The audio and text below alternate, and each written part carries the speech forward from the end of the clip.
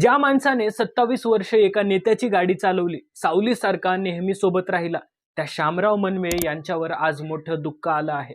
71 वर्षाचे शामराव लहान मुलासारखे रडत आहेत.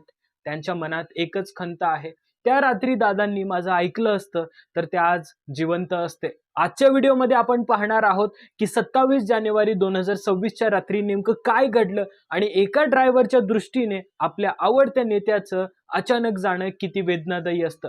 नमस्कार, मी उमेश शिंदे. तुम्ही पाहताय उमेश मुंबईवाला.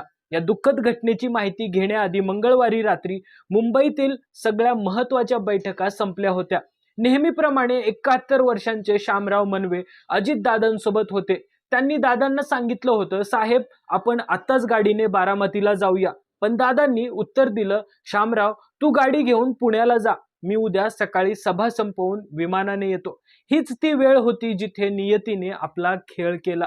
दादा त्या रात्री गाडीने सोबत आले असते तर कदाचित आज ही दुर्दैवी घटना घडली नसती. शामराव म्हणतात, दादा माझ्यासाठी देवासारखे होते.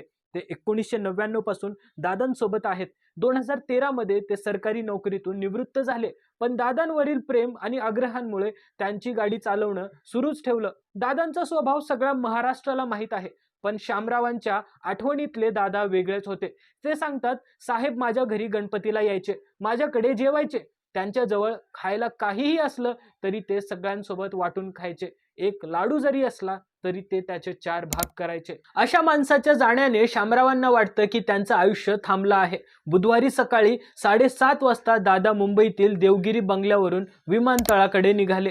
सकाळी 8 वाजता विमान बारामतीकडे उडलं, पण बारामतीत सुरक्षित उतरण्याआधीच दुर्दैवाने ते विमान शेतात कोसळलं. विमान कोसळल्यानंतर काही क्षणांतच त्याला आग लागल्याचं सांगितलं जातं. या अपघातात अजित पवार आणि इतर प्रवाशांचा मृत्यू झाल्याची बातमी पसरली. ही बातमी समजल्यावर शामरावांना धक्का बसला. त्यांना विश्वासच बसत नव्हता. ते त्यावेळी मुंबईतील देवगिरी बंगल्यावर होते.